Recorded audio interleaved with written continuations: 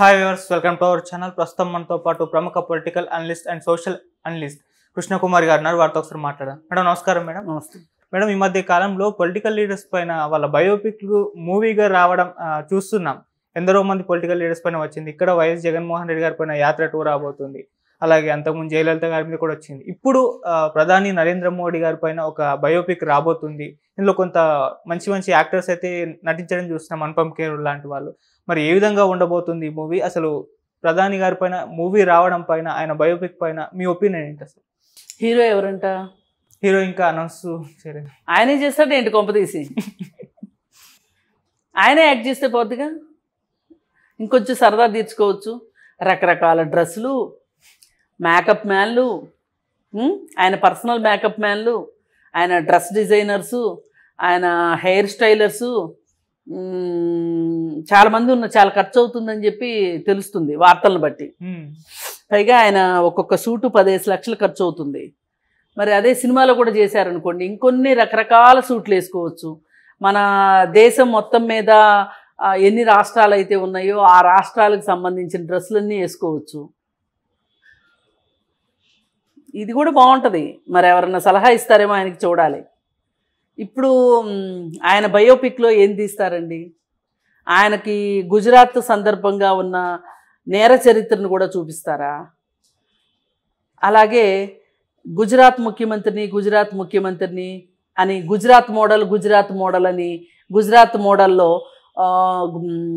డబ్బులున్న గుజరాతీలకి, మోనోపలి గుజరాతీలకి డబ్బులు దోచిపెట్టింది చూపిస్తారా?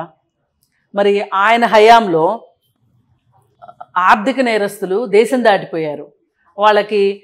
వాళ్ళ పాస్పోర్ట్లు సీజ్ చేయమని కోర్టు చెప్తే కూడా వినుకోకుండా వాళ్ళ చేతిలో పాస్పోర్ట్లు పెట్టి ఆర్థిక నేరస్తుల్ని దేశం దాటించారు.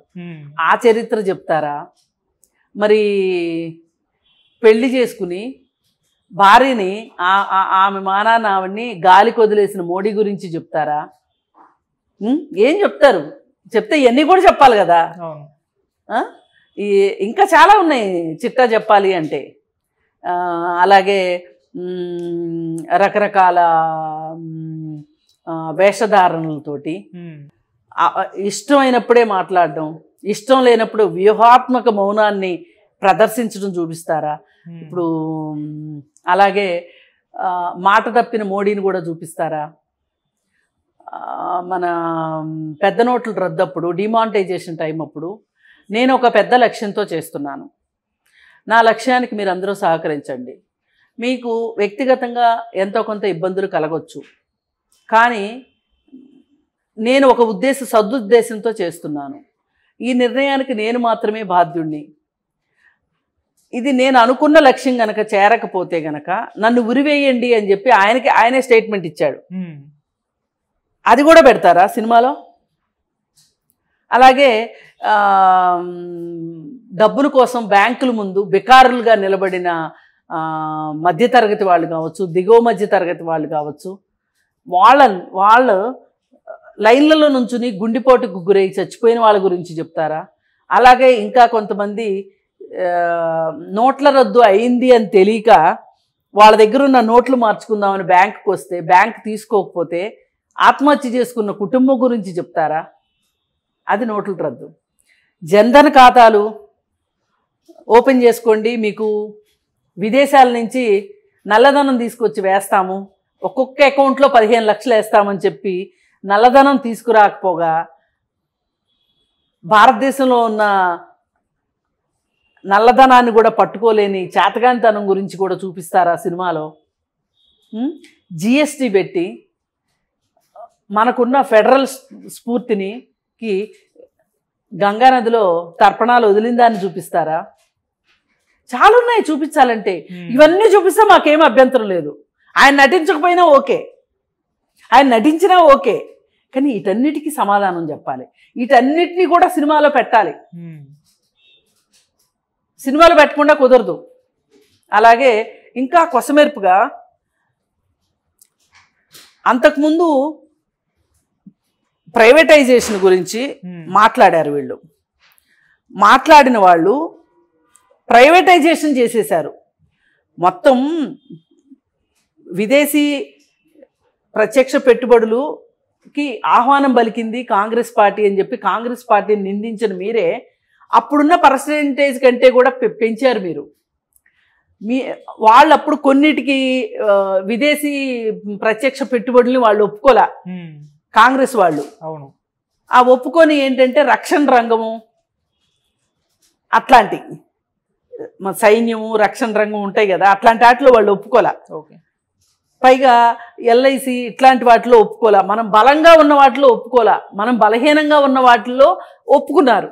కానీ వీళ్ళు బలమైన వాటిని కూడా నిర్వీర్యం చేసేసి వాటిల్లో కూడా విదేశీ ప్రత్యక్ష పెట్టుబడులు తీసుకొచ్చి మీరు చేసి ఇవాళ మన ప్రభుత్వ రంగ సంస్థల మొత్తాన్ని దివాళా తీయించారు. మీరు బిఎస్ఎల్ని దివాళా తీయించారు.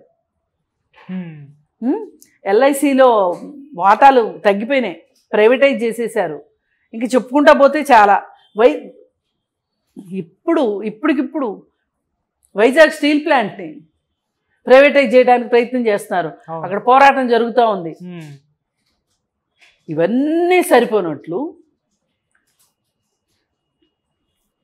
మణిపూర్ అల్లర్ల గురించి మీరు వ్యూహాత్మక మౌనం పాటించారు. దాని గురించి కూడా చూపిస్తారా? బ్రిటిష్ వాళ్ళ కాలంలో జరిగిన దానికంటే హీనంగా మహిళల్ని నగ్నంగా ఊరేగించారు, అది కూడా చెప్తారా? ఇవన్నీ చూపించండి. అలాగే కశ్మీర్ ఫైల్స్ అని అబద్ధాలతో ఓ సినిమా తీశారు, అది కూడా చూపిస్తారా? ఇవన్నీ చూపించండి. ఓకే. ఇవాళ ఈ దేశంలో స్థితిగతులు ఎలా ఉన్నాయి, ఓ ఇద్దరి చేతిలోకి డబ్బులన్నీ ఎలా వెళ్తున్నాయి. పైగా అన్నిటికన్నా మర్చిపోయింది, సంవత్సరానికి 2 లక్షల ఉద్యోగాలు ఇస్తానన్నారు. ఇవ్వకపోగా చిన్న చిన్న పరిశ్రమలన్నీ దివాళా తీసేసినాయి. ఇవాళ ఒక కొత్త కాలేజ్ కట్టలేదు, ఒక కొత్త స్కూల్ పెట్టలేదు, ఒక కొత్త యూనివర్సిటీ పెట్టలేదు. పెట్టకపోగా 4,500 కోట్లతోటి పటేల్ విగ్రహం పెట్టారు. అసలు పటేల్కి మీకు ఏ విధమైన సంబంధం లేదు. పటేలు కాంగ్రెస్ నాయకుడు. పటేల్ని మీలో కలిపేసుకున్నారు. మీరు నమ్మే మనువాద సిద్ధాంతానికి బలైపోయిన కష్టాలు పడ్డ శివాజీని వాళ్ళు మళ్ళీ మీరు తీసుకొచ్చుకొని మీ ఖాతాలో వేసుకున్నారు. ఇంక్విలాబ్ జిందాబాద్ అన్న భగత్ సింగ్ను కూడా మీ ఖాతాలో వేసుకున్నారు. ఇంతమందిని మీ ఖాతాలో వేసుకున్నారు. పైగా మీరు ఏం చెప్తున్నారు? గాంధీజీని చంపిన గాడ్సేకి గుడులు కట్టాలనుకుంటున్నారు మీరు. గాడ్సే మీకు దేవుడు. ఇవన్నీ కూడా చూపించండి సినిమాలో. 3 గంటల సినిమా ఏం కర్మ, 30 గంటల సినిమా వస్తుంది. ఇవన్నీ పెడితే చూసి తరిస్తాం. ఇంకా ఎన్నీ అయిపోయినాయి. అయిపోయిన తర్వాత తాజాగా మీరు చేస్తున్న పని ఏంటి? మీరు గెలవని రాష్ట్రాల్లో వేరే పార్టీలు గెలిస్తే ప్రజాస్వామ్యబద్ధంగా గెలిచిన అధికారాన్ని వాళ్ళల్లో ఒకరిని మీ పార్టీలో చేర్చుకుని ఆ ప్రభుత్వాన్ని కూలగొట్టి మీరు ప్రజలు ఓట్లేయకుండా ఓట్లేస్తేనే కదా గెలుస్తారు ఎవరైనా. ప్రజల ఓట్ల ద్వారా గెలవని రాష్ట్రాల్లో కూడా ఇవాళ మీ ముఖ్యమంత్రులు చలాయిస్తున్నారు. ఇది కూడా చూపిస్తారా? ఒక్కొక్క ఎమ్మెల్యేని 30 కోట్లు పెట్టి కొంటున్నారు. ఇవన్నీ కూడా చూపించాలి. ఇవన్నీ చూపించి అవన్నీ కాకుండా ఈరోజు అయోధ్యలో రామాలయం కడతామని చెప్పారు, రాముడి గుడి కడతామని చెప్పారు. అసలు మీకు పార్లమెంట్లో 2 స్థానాలు ఉన్న సందర్భంలో అద్వానీ రథయాత్ర చేస్తేనే మీరు ఇవాళ ఇక్కడ దాకా వచ్చారు. అలాంటి అద్వానీని పక్కన పెట్టేశారు. ఆ వేళ ప్రాణాలొడ్డిన కరసేవకుల కుటుంబాలు మీకు గుర్తులేవు. వాళ్ళందరినీ మీ రాజకీయ లబ్ధి కోసం బాగానే వాడుకున్నారు. ఇప్పుడు వాళ్ళందరినీ పక్కన పెట్టేశారు. ఇవి కూడా చూపించండి. పైగా రాముడి గుడి అని చెప్పి రామ్లల్లా విగ్రహం పెట్టి ఆ విగ్రహం కూడా మీరు నమ్మే సనాతన ధర్మాలకి విరుద్ధంగా విగ్రహం ఉందని, అసలు ఇప్పుడు గుడులు ఓపెన్ చేసే ముహూర్తాలే లేవు అని ఓ పక్కన మీ స్వామీజీలు, పీఠాధిపతులు, మఠాధిపతులు చెప్తుంటే వాళ్ళ మాటలను కూడా ఖాతరు చేయకోకుండా ఎలక్షన్లు ముంచుకొచ్చేస్తున్నాయి కాబట్టి మీరు గుడి కట్టేశామని చెప్పుకోవడం కోసం గుడి కట్టి ఇప్పుడు ఆ విగ్రహం కూడా కరెక్ట్గా లేదు అని చెప్తున్నారు వాళ్ళు.